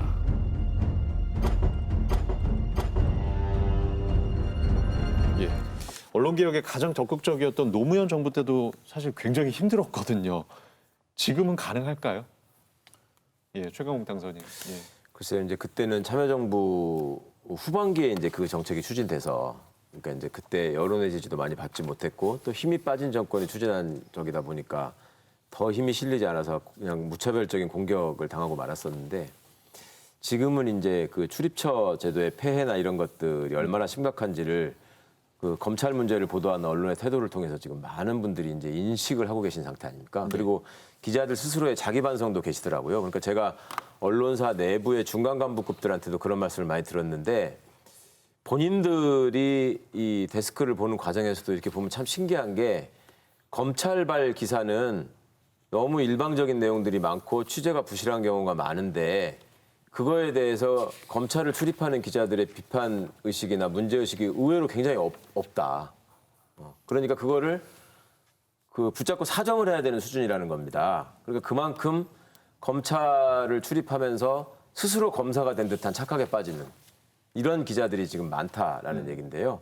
그러니까 그것이 결국 근본을 따져가다 보면 세계 어느 나라에도 그 유사한 예를 찾기가 어려운 이 출입처 제도라는 데서 비롯되고 있다라는 점이 이제는 좀 부각이 된 것 같고 이 문제에 대한 근본적인 좀 그 고민을 좀 해야 될 시기가 아닌가 싶습니다. 이제. 조 교수님. 저도 뭐 그때 개혁 입법이 시도됐지만 뭐 노무현 정부 때도 안 된 게 지금 되겠나 이런 말씀을 하셨는데 그때보다는 지금 조건이 훨씬 좋죠. 그때는 사실 어려웠었고 임기 말이었고 그리고 언론 개혁에 가장 적극적이었던 게 대통령이었다라는 한계가 있거든요. 사실 개혁은 국회에서 해야 되잖아요. 입법으로 완료되는 것이니까.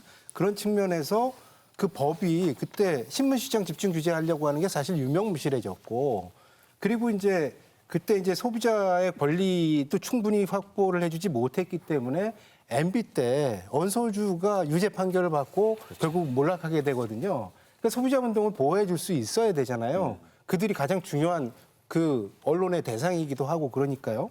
그런 측면에서 그때하고 비교해 보면 지금이 훨씬 더 좋은 조건일 수 있고 최강욱 당선인이 말씀하셨던 그런 어떤 그 징벌적 손배소를 포함한 경제적 제재하고요.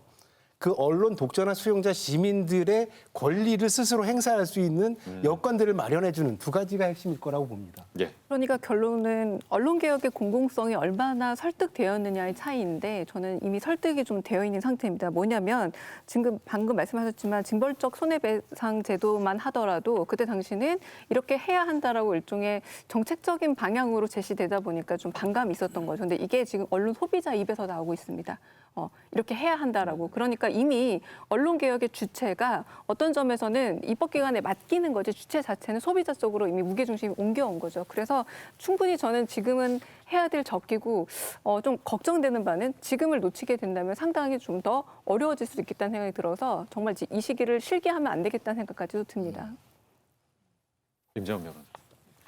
그러니까 저도 노무현 대통령 때를 생각해 보면 그때는 사실 대통령이 언론인과 싸운다라는 비판이 많았잖아요.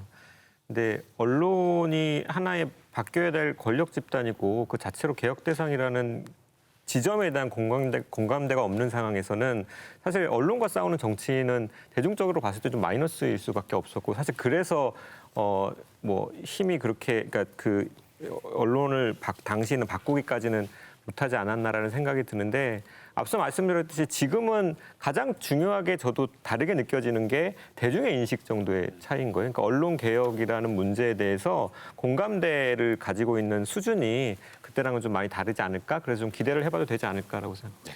뭐 일부에서도 말씀드렸지만 최강욱 당선인 오늘 이 자리에 모신 이유가 언론 개혁과 관련해서 구체적인 공약을 제시한 정당의 당선인이시기 때문에 모셨습니다. 입법적 장치로서의 언론 개혁 어떤 것부터 좀 시작해야 한다고 보시는지 뭐 징벌적 손해배상제는 말씀하셨고 네. 그 언론 개혁에 관한 그 국회에서의 논의가 찾아보니까 전혀 없었던 건 아니더라고요. 계속 있어 왔습니다. 있어 왔는데 그 초반에 어떤 좋은 분위기에서 이제 그 얘기를 꺼내고 스포트라이트를 받았다가 그 뒤에 이제 언론에서 집요한 어떤 일종의 로비가 있는 것 같더라고요. 이거 당신이 현실을 모르고 하는 얘기다. 그 다음에 또 다른 한편으로는 이런 식의 주장을 계속하면 가만두지 않겠다. 그리고 이제 맛배기로 몇 가지 기사를 보여줍니다. 그렇지. 네. 그러면 이제 거기서 바로 이제 무릎을 꿇는 상황이 계속 이어졌던 것 같은데 뭐 그 지금 똑같은 상황에서 이제 언론 개혁을 얘기하고 언론 개혁 입법을 추진한다면 또 동일한 문제에 봉착할지 모르겠습니다. 그렇지만 그럼에도 불구하고 그게 가야 할 길이 맞다면 많은 의원들이 좀 뜻을 모을 수 있지 않을까 생각을 하고요. 아까도 말씀드린 것처럼 징벌적 손해배상제 더하기 오보방지법으로서의 그 정정보도 구제 절차의 활성화, 그러니까 언론 소비자 피해 구제 절차의 활성화 이런 것들은 반드시 제도적으로 꼭 정비하고 싶습니다.